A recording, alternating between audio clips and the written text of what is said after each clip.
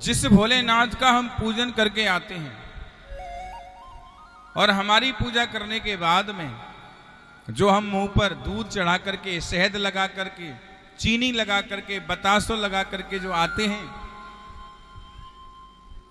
कई माताएं बहनें मैंने देखी हैं। अभी शिवरात्रि निकली है कुछ ही दिन पहले, एक मंदिर में मैं दर्शन करने गया। मैंने देखा एक मैया आई, कछु ने एक लोटा खाली और एक हाथ में गाजर, बाल्टी भरी रखी थी मंदिर में, लोटा भरो वामे सो, और महाराज तुरंत भोलेनाथ पर ले, भोले बाबा नहाए लो, हम तो कछु जानते ना है पूजा पूजा, हम पे तो आवत ना ले, और गाजर रहता ही भोले बाबा की शिवलिंग पे, और बोले चलो है गई पूजा। मैंने हे भगवान भोलेनाथ, तुम गाजरू खाए लग गए हो का? ऐसा कलयुग का प्रभाव है, सब्जी वगैरह कबू तुम्हें मिली ना है तो अब तुम्हारी इच्छा है रही हो गाजर खावे। एक मैया आई वाने आलू चढ़ा दो। आजकल तो महाराज कलयुग का प्रभाव है, जो मन में आए घर में जो रखा है ना, आलू गाजर जो भी है ले जाओ, बैंगन मूली, पता नहीं लोग क्या क्या चढ़ाते हैं।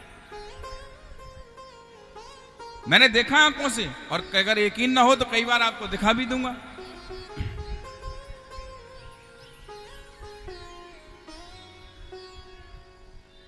कम से कम कुछ तो सोच करके जाओ। नहीं है चढ़ाने के लिए कोई बात नहीं, भावना चढ़ा दो, प्रेम चढ़ा दो। हे गोविंद, जो आपने दिया है वो आपको हम दे रहे हैं। हम जैसा भोजन करते हैं, हम जैसा ग्रहण करते हैं, वैसा ही मेरे प्रभु को देना चाहिए, तभी प्रभु हमको आगे देता है। पूजा करने के बाद हमारे बाद में भोलेनाथ को मक्खी खाती है, चींटा चींटी भी लगती है, उनके ऊपर चलते हैं ना, किसकी वजह से? हम लोगों की पूजा करने की वजह से। कभी भोलेनाथ तुम्हारे घर कहने आए कि तू पूजा करके आए, मुझे चींटी चींटा खा रहे हैं, क्यों? हम कुछ भी कर लें, लेकिन फिर भी मेरा भोला इतना भोला है कि हम लोगों का कल्याण करता है, हमें भवसागर से पार करता है। ऐसा मेरा देव है भोलेनाथ।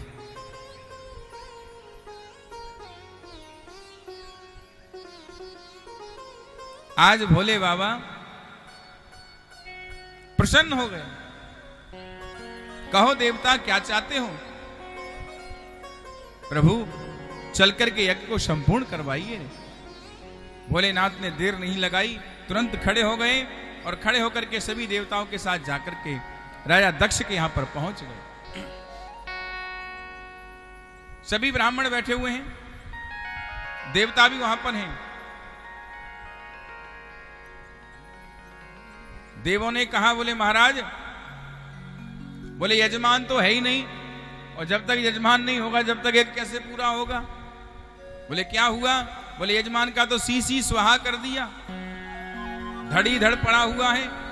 भगवान भोलेनाथ ने उसी समय बकरे का शीश मंगाया, राजा दक्ष के शरीर पर स्थापित कर दिया, और तुरंत महाराज मैं करता हुआ साक्षात मोरे भोलेनाथ के चरणों में दंडवत करके प्रणाम करने लगा। प्रभु मुझे क्षमा कर दो, मैं भूल गया कि शंकर के बिना कोई भी यज्ञ संपूर्ण नहीं होता, शंकर के बिना कोई भी पूजा पाठ सफल नहीं होता, क्योंकि देवों के देव महादेव हैं।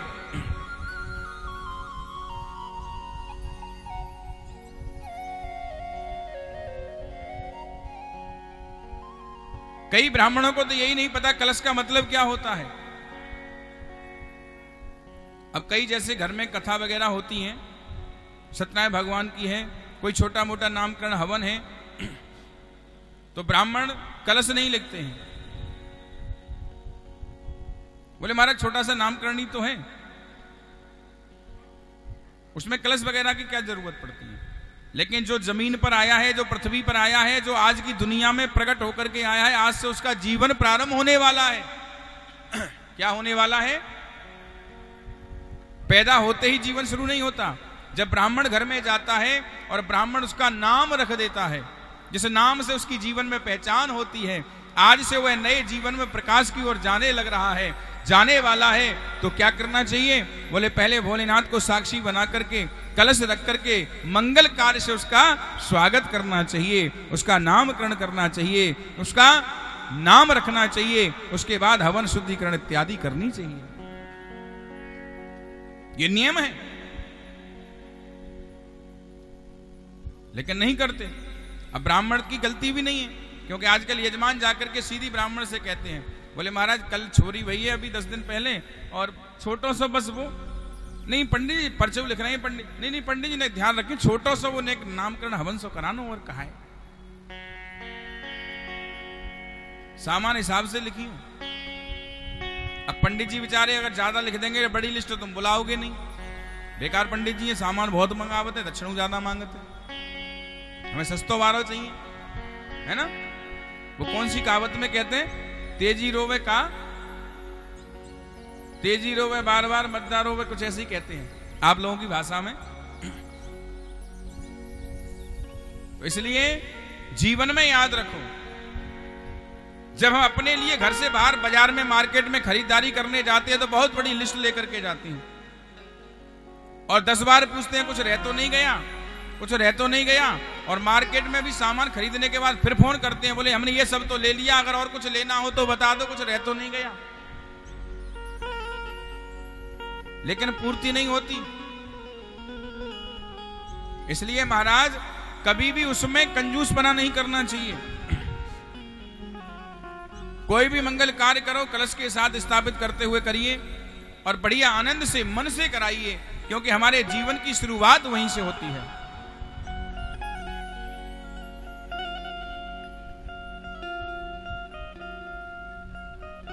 आज भोलेनाथ ने दक्ष को जीवन दान दे करके और यज्ञशाला में बिठा दिया। भूखा महाराज बोले, महाराज हमारे तो 32 गए, दांत ही ना है, हम कैसे काम चलाएंगे महाराज। बोले एक काम करना, आने वाले समय पर महाराज आपके लिए बढ़िया बढ़िया शाम को बनाया जाया करेगा पूड़ी पराठे मीठे वाले, और कूट कूट करके माताएं हलवा बना करके तुम्हारा भोग लगाएंगी, आराम से पहियो, चिंता मत करो, जब से बासोड़ो प्रारंभ होता है। और महाराज भृगु महाराज बोले, महाराज हमारी तो दाढ़ी ना है, बोले बकरा की लगाए लो। भोलेनाथ ने बड़े प्रेम के साथ यज्ञ को संपूर्ण किया, और यज्ञ संपूर्ण करने के बाद पुनः सभी देवी देवता अपने अपने यथास्थान पधारे। भोलेनाथ भी कैलाश पर्वत पर आकर के समाधि में समाहित आनंद से समाधि में जाकर के भगवान प्रभु का भजन करने लगे। इधर में मैया सती ने पुनः दूसरे जन्म में राजा हिमाचल के यहां पर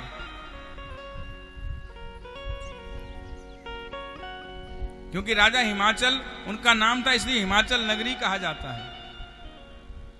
राजा हिमाचल के यहां हिमाचल नगरी में मैया ने जन्म लिया। इनकी माता का नाम है मैना, और मैया जैसे ही जन्म लेकर के प्रकट होकर के आई, कुछ ही दिनों के बाद नारद जी भ्रमण करते हुए जा रहे थे। नारायण नारायण, मैया बोली, अरे नारद जी इधर आओ ना। कहो मैया। बोले हमारी बिटिया है ना 10-11 दिन की हो गई, और अभी तक इसका कोई नामकरण नहीं हुआ, आप रख दो ना। आप तो ज्योतिषी भी हैं, जानकार भी हैं, संत भी हैं। कई लोग कहते हैं ना, अचानक किसी के घर कोई साधु आ जाए, कोई ब्राह्मण आ जाए, कोई गुरु आ जाए, और गुरुजी आदेश कर दें, तो लोग क्या कहते हैं, बोले हाँ पंडित जी तुमने बहुत अच्छी बात कही है, लगे हाथ आओ, तुम आज तो गए ही, अब कथा करा ही लेते हैं। गुरुजी वैसे तो नहीं कर पाते, अब आप आ ही गए हो और आपने कही दिया है, तो चलो भगवान की कृपा से रामायण सुंदरकांड जो होना है करा ही देते हैं। कभी कभी ऐसे भी हो जाता है। मैया बोली, बाबा अगर तुम आई गए हो तो लगे हाथ हमारी बेटी को नामकरण कर दो। नारद जी बोले, अच्छी बात है, कर देता हूं। नारद जी ने जैसे ही मैया को देखा, नारद जी बोले, इसका नाम होगा पार्वती, क्योंकि पर्वत पर रहने वाली है, पर्वत पर इसका वास होगा। पर्वत वाले से बोले ये नहीं बताऊंगा। मैया बोली बात कहाँ है, पूरी बात बताओ। अगर मैयाओं के सामने कोई भी ब्राह्मण साधु संत जरा सी जो कहते ना वैसे सब ठीक है परंतु थोड़ी सी, फिर बात थोड़ी सी के पीछे पड़ जाएंगी, सब भूल जाएंगे। बोले पंडित जी पहले बताओ थोड़ी सी कहाँ है, दक्षिणा मिलेगी बाद में, नहीं सोच ली। मैया पीछे पड़ गई। बोले पहले बाबा बात बता सीधी सीधी। बोले एक ही गड़बड़ है, बाकी सब तो ठीक है। बोले क्या? बोले गड़बड़ ये है इसका जो विवाह होगा ना वो भी कैलाश पर रहने वाला किसी पर्वत वाले से ही होगा। बोले किससे होगा? बोले बिल्कुल बूढ़ो दाढ़ी वारो कोरो नंगा भिकमंगा जाकू भोजन करने की भी व्यवस्था ना होवेगी, बासो जाको विवाह होगो। मैया बोली ए बाबा जल्दी निकल यहां से, दरवाजा देख बोरो सामने, देर नहीं, दक्षिणा बक्षिणा कछु ना मिल रही, जल्दी निकल ले यहां से। अरे हमने तुझे नामकरण की बात करी, तेने पूरी कुंडली पढ़ के दिखा दी। और सत्य हमेशा कड़वा होता है प्यारे, ध्यान रखना। सत्य को कोई सुनना नहीं चाहता, सत्य को कोई उतारना नहीं चाहता। अगर सत्य जिस दिन सुनने की शक्ति हमारे अंग जागृत हो जाएगी, सत्य तो हमेशा कड़वा होता है। सत्य तो केवल मृत्यु होती है, मृत्यु हमारे जीवन की साथी होती है। उस सत्य को हम स्वीकार नहीं करते और असत्य में जीवन भर भटकते रहते हैं।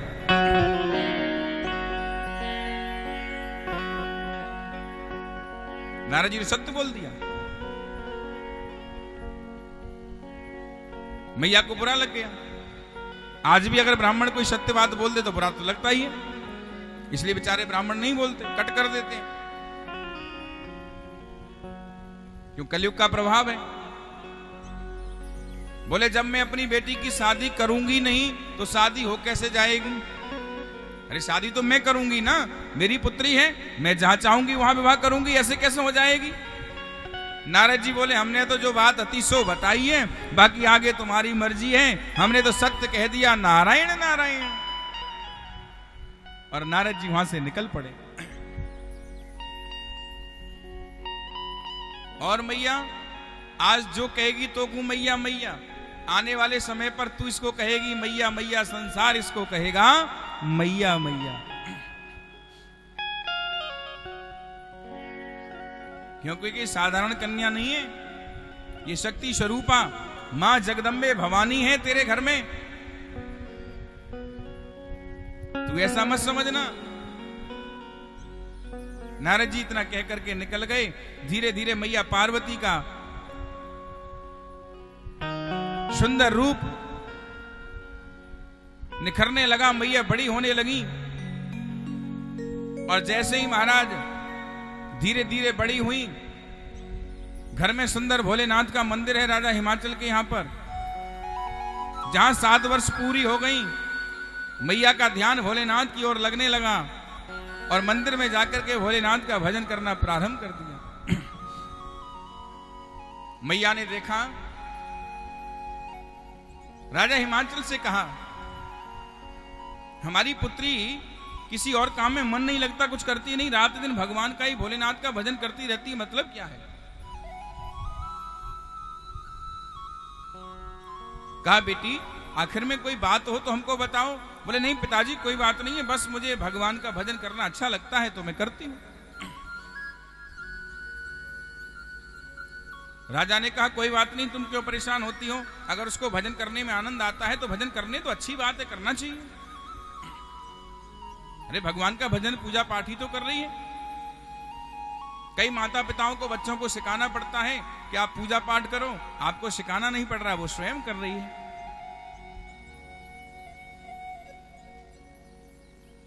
धीरे धीरे मैया 12 वर्ष की हो गई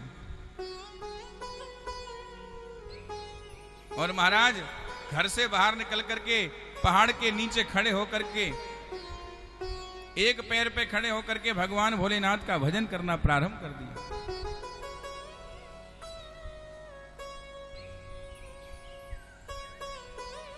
एक ही मंत्र का जाप करती हैं। कौन सा? आइए सभी मेरे साथ गुनगुनाएंगे 2 लाइन। जो इस मंत्र का जाप करता है उसके सारे संकट दूर हो जाते हैं। ओम नमः शिवाय, हरि ओम नमः शिवाय, ओम नमः शिवाय, हरि ओम नमः शिवाय।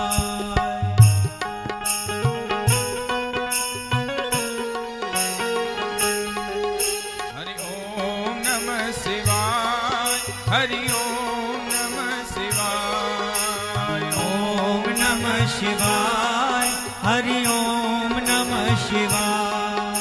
हरि ओम नमः शिवाय, हरि ओम नमः शिवाय, हरि ओम नमः शिवाय, हरि ओम नमः शिवाय। हरि ओम नमः शिवाय, हरि ओम नमः शिवाय, हरि ओम नमः शिवाय, हरि ओम नमः शिवाय। आय ओम नमः शिवाय, हरि ओम नमः शिवाय, ओम नमः शिवाय, हरि ओम नमः शिवाय। हरि ओम नमः शिवाय, हरि ओम नमः शिवाय। हरि ओम नमः शिवाय। बोलो हरि ओम नमः शिवाय। हरि ओम नमः शिवाय।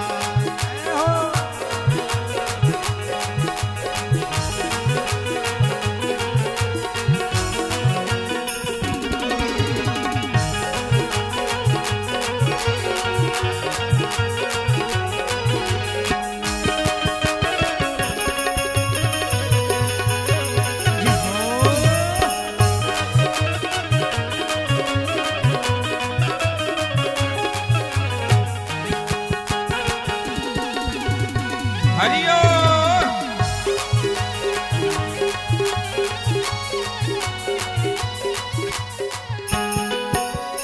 और ओ शिव शंकर है महामंत्र ये, जपले प्राणी प्यारे। शिव शंकर है महामंत्र ये, जपले प्राणी प्यारे। शिव शंकर ये महामंत्र है, जपले प्राणी प्यारे। शिव शंकर ये महामंत्र है, जपले प्राणी प्यारे। और ओ माया के दीवाने सुन ले, छोड़ संकट सारे। माया के दीवाने सुन ले, छोड़ संकट सारे। हरि ओम नमः शिवाय, हरि ओम नमः शिवाय, हरि ओम नमः शिवाय, हरि ओम नमः शिवाय। ओम नमः शिवाय, हरि ओम नमः शिवाय। हरि ओम नमः शिवाय, हरि ओम नमः शिवाय। बोलो हरि ओम नमः शिवाय, हरि ओम नमः शिवाय। हरि ओम नमः शिवाय, हरि ओम नमः शिवाय। हरि ओम नमः शिवाय, हरि ओम नमः शिवाय। शिवाय शिवाय हरि हरि ओम, ओम नमः शिवाय। हरि ओम नमः शिवाय, हरि ओम नमः शिवाय। बोली शंकर भगवान की। जय। अरे कम से कम जय तो जोर से बोल ले हो। अभी तो तुम 100 ग्राम तो हो ही हो। जयकारो इतनी प्यार से, इतनी जोर से होना चाहिए जो भोलेनाथ के कैलाश पर्वत तक पहुंच जाए।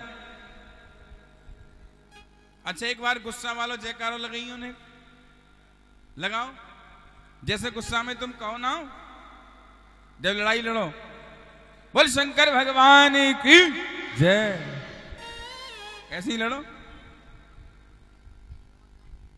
अच्छा एक बार प्यार से, प्रेम के साथ में है ना, सब लोग मिलकर के बोली शंकर भगवान की।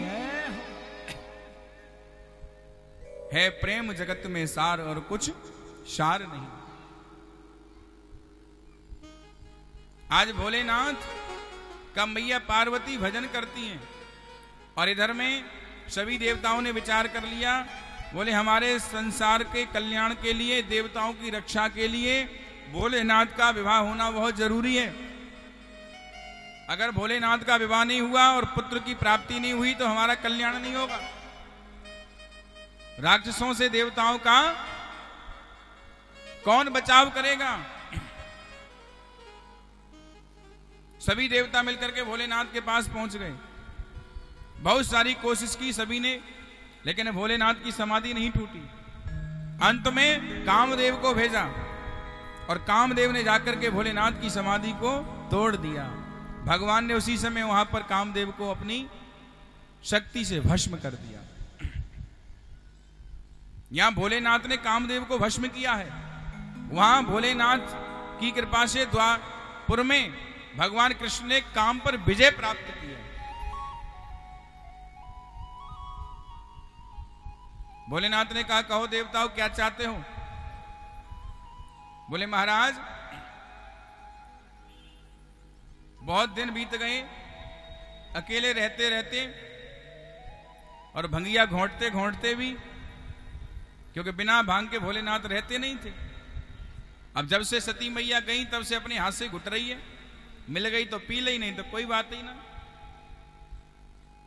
नंदी भी बोला, बाबा हाँ बात तो सही है, बहुत दिन हो गए मैया के बिना और हमने भी भांग बहुत बार घोंटवाई है तुम्हारे संग में, लेकिन हमसे घोंटी नहीं जाती है। जो मैया घोंटती थी ऐसो आनंद ना या वजह से विवाह कर ही ले। बोले वाह, बोले हम तो विवाह कर लें, हम तो तैयार हैं, ऐसी कोई बात ना है, पर ये बताओ हमसे विवाह करेगा कौन? देवता बोले बाकी गारंटी हमारी है। पक्की बात है? बोले बिल्कुल। बोले एक काम करो, जो कन्या हमसे विवाह करना चाहती है उसको जाकर के हमारे बारे में सब कुछ बता के आओ, परीक्षा लेकर के आओ, उसके बाद बात करना। आजकल के माता पिताओं की तरह नहीं, जरा से लालच में हम लोग ये भी नहीं देखते। कन्या का विवाह यदि करने जाना चाहिए तो ज्यादा से ज्यादा कन्या से पुत्र को 2 साल, अधिक से अधिक 5 वर्ष बड़ा नहीं होना चाहिए। पहले 2 ही साल 2 साल का अंतर होना चाहिए। अगर ज्यादा ठीक ठाक परिवार है, घर अच्छा है, लड़का भी ठीक है तो 5 वर्ष, लेकिन तालमेल जरूर देख लेना चाहिए।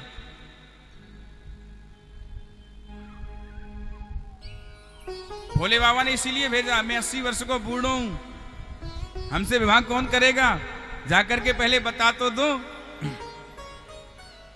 सारे ऋषि पहुंच गए। कहा मैया प्रणाम। कहो महाराज ऋषियों कैसे आए हो? अरे किसका भजन कर रही हो आप? बोले भोलेनाथ को। काहे के क्यों? बोले विवाह करने के लिए। अच्छा तो एक बात बताओ, आप भोलेनाथ से विवाह करोगी, कहू और से ना करोगी? बोले ना, हमने भोलेनाथ को अपने मन में पति के रूप में वर्णन कर लिया है और आज से नहीं जन्म जन्मांतर से वो तो मेरे भोलेनाथ हैं, मैं उन्हीं की चरणों की दासी हूं, आज भी वही मेरे प्रभु बनेंगे।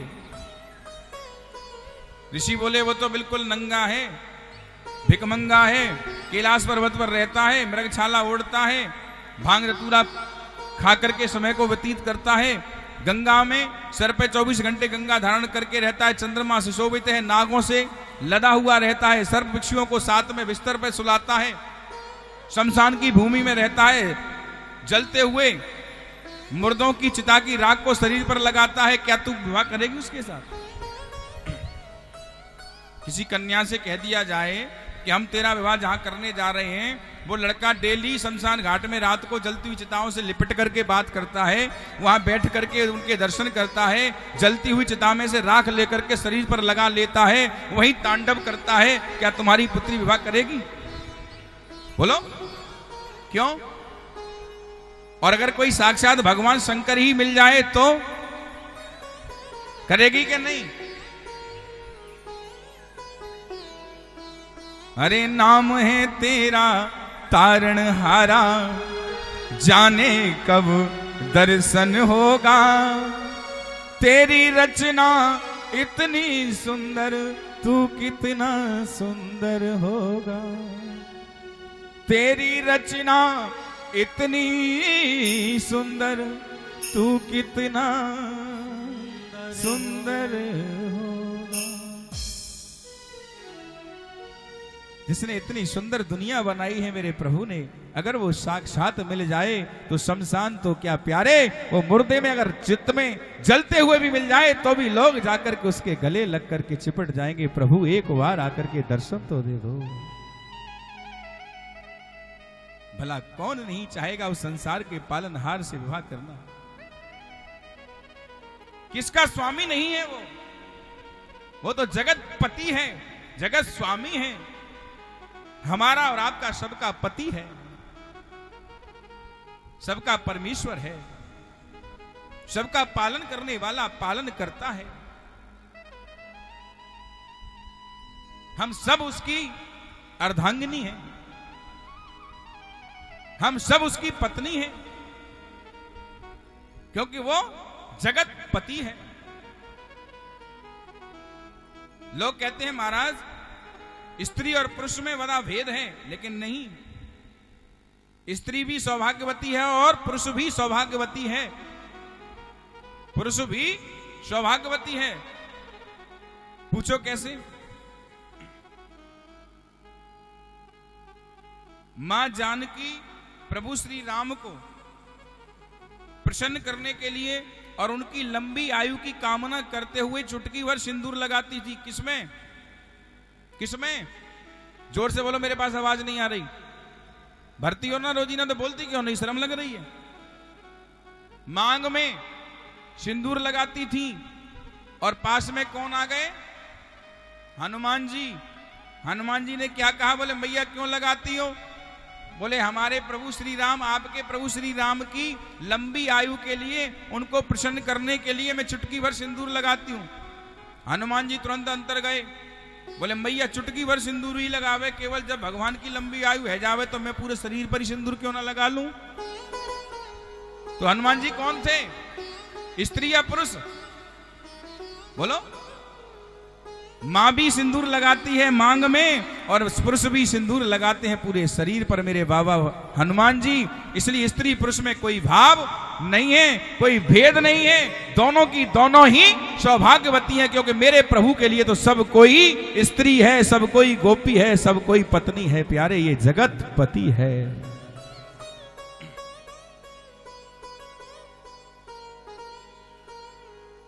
याद रखना, जब तक हम स्त्री भाव नहीं बनाएंगे, गोपी भाव नहीं बनाएंगे, जब तक भगवान रीझता नहीं है।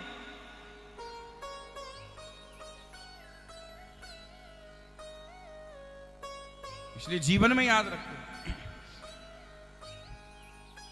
सबने जाकर के मैया को समझाया।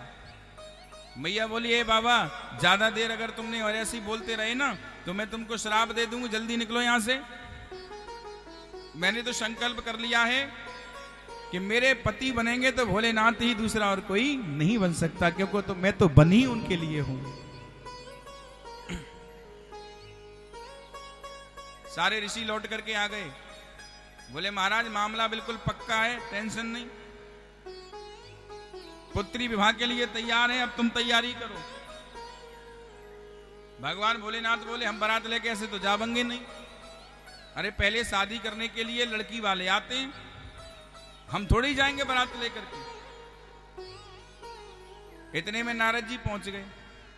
मैया नारायण नारायण। कहो नारद जी कैसे आए?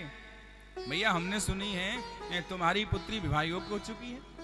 बोले हाँ हो तो गई है। तो बोले उसका विवाह भी करना पड़ेगा ना? बोले हाँ करना भी पड़ेगा। तो एक काम करो ना मैया, मैं तुम्हें एक बात बताऊं, सुझाव दूं? बोले हाँ बोलो। बोले मैंने ना तुम्हारी पुत्री के लिए बहुत सुंदर वर ढूंढ करके तैयार किया है, बड़ा सुंदर है, संसार में कोई इतना सुंदर नहीं है और उससे ज्यादा सुंदर कोई मिलेगा भी नहीं। मैया बोली हैं इतना सुंदर संसार में कोई है ही नहीं, होगा भी नहीं। बोले जल्दी, फिर तो पक्की बात है। मैया ने देर नहीं लगाई, हां कर दिया। नारद जी बोले एक काम कर, सफेद चिट्ठी लिख जल्दी। सफेद चिट्ठी लिख दी। बोले पीली चिट्ठी, सफेद चिट्ठी, लगन पत्र का सब एक ही संग दे दे, बार बार कौन रट्टो पाले हो? मैया मैं घट्टो ही दे आवंगो ना।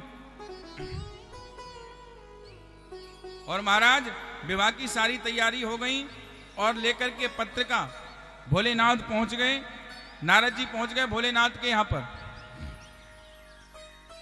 और जाकर के भोलेनाथ को पत्रिका दे दी, लो महाराज पत्रिका।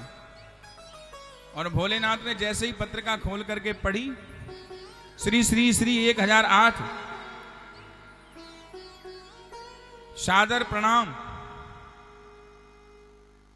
भोलेनाथ को, राजा हिमाचल का कोटि कोटि प्रणाम। मैं अपनी पुत्री पार्वती का विवाह आपके साथ तय करता हूं, जिसकी मैं आपके लिए सफेद पीली पत्रिका एवं लगन पत्रिका भेजने की कृपा कर रहा हूं। और आपसे नम्र निवेदन करता हूं कि आप फलाने फलाने दिन फलानी तारीख को मेरी कुटिया पर बरात लेकर के पधारने की कृपा करें। आपके चरणों का दास सेवक राजा हिमाचल नगरी से।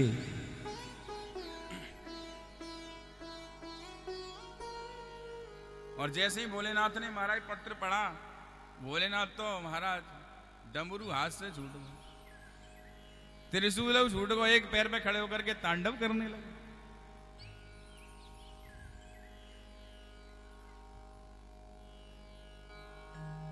सारे की सारे देवता आ गए, बोले क्या हो गया महाराज, ले पढ़ लो और तैयार रह जाओ, चले देखूं। बोले कहां? बोले मई बारात में। और किस तरीके से भोलेनाथ और सारे देवता नाच रहे हैं और भोलेनाथ को सब देवता तैयार कर रहे हैं। 2 लाइन गुनगुनाते हैं।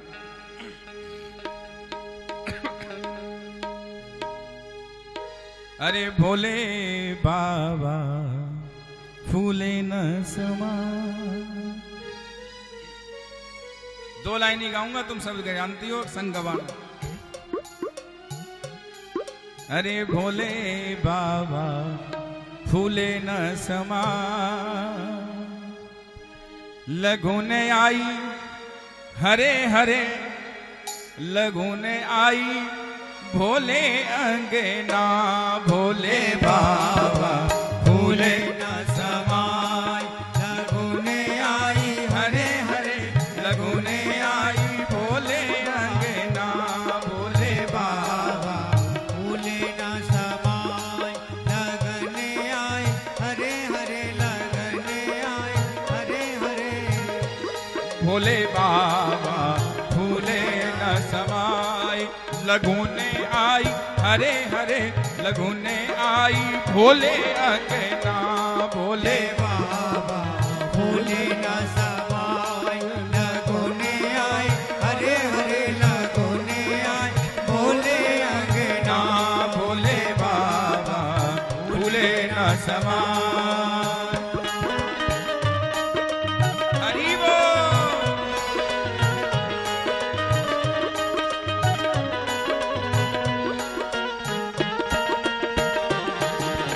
हरि बोल।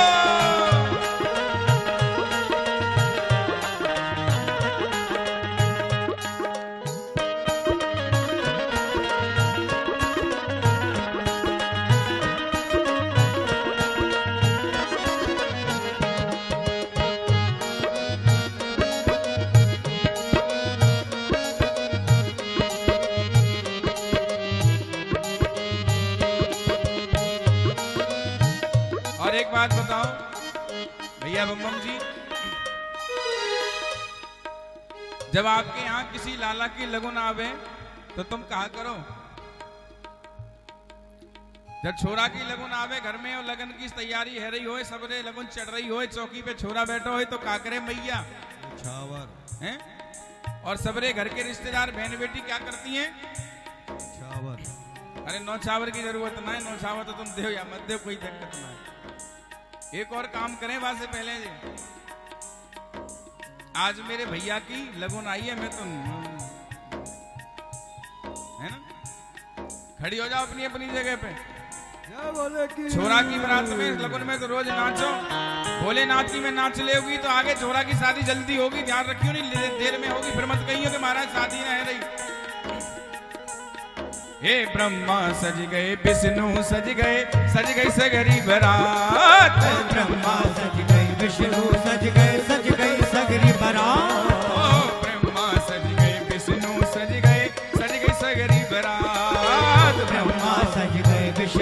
सज गई सगरी बारात। और भोले बाबा ऐसे सज गए जैसे श्री भगवान लगोने आई हरे हरे लगोने आई भोले अंगना भोले बाबा भोले न समा।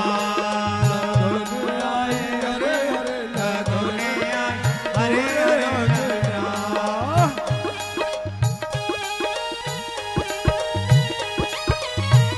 बोल शंकर भगवान की।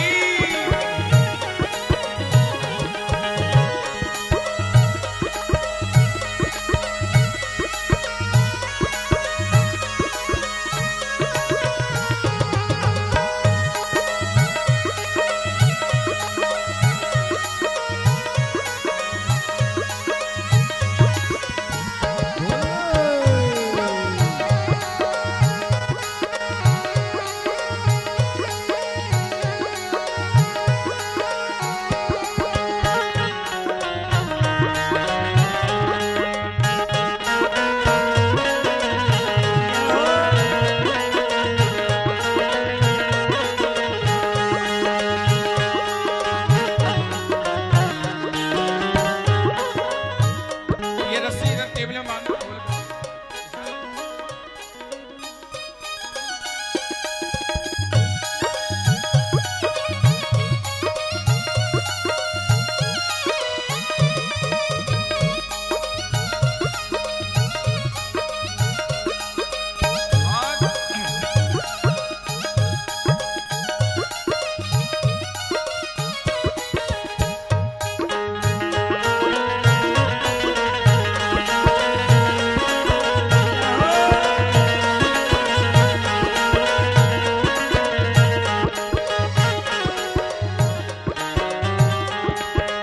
और कहते हैं सभी मिलकर के भोलेनाथ की बारात में नाचने लगे। धीरे धीरे से आगे।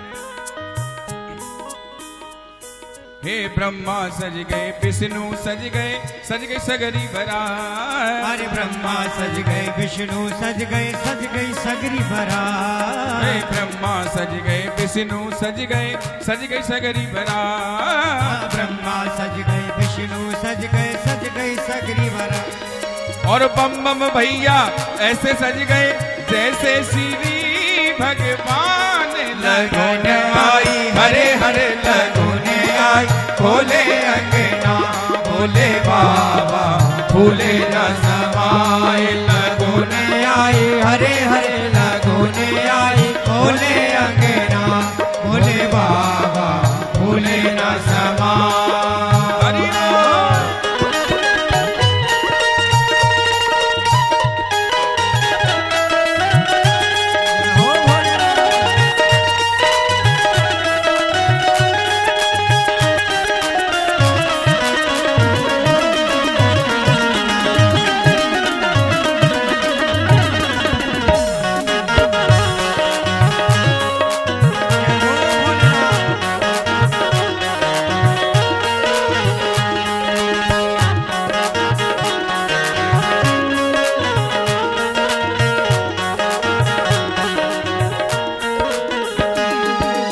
और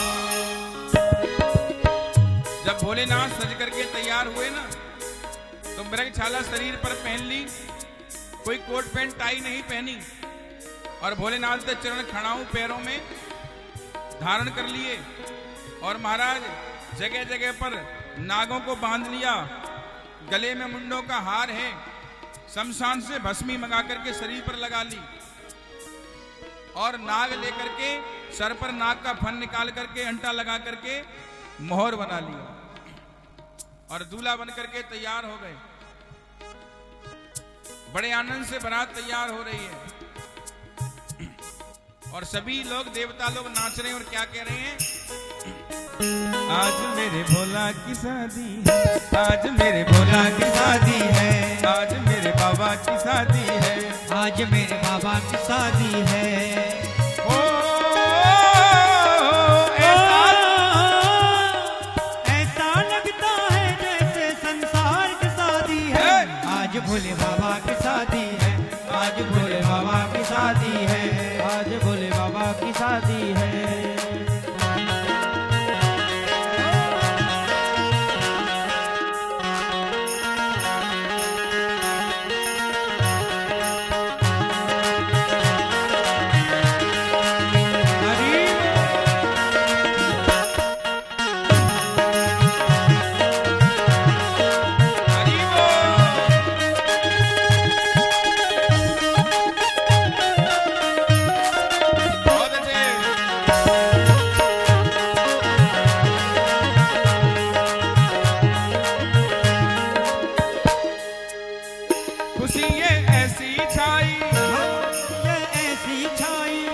घड़ी ये सुबह आई, घड़ी ये सुबह आई, खुशियाँ ऐसी छाई, घड़ी ये सुबह आई, खुशी ये कैसी छाई, घड़ी ये सुबह आई। ओ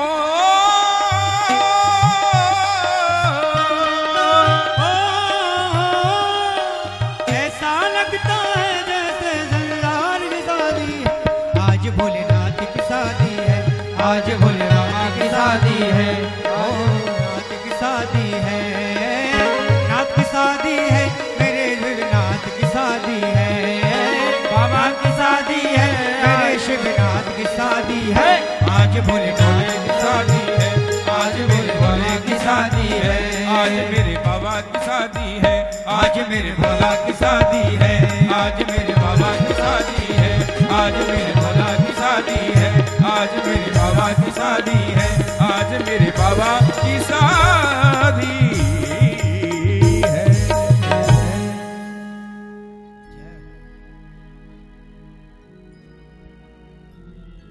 बोली शंकर भगवान की जय। अभी तीसरा दिन प्रारंभ में है ना। आनंद आ रहा हो कि नहीं आ रहा? मोह ना आ रहा तो जब तक पांडाल पूरा वहां तक ना भरा हो तब तक हमें आनंद ना आवे।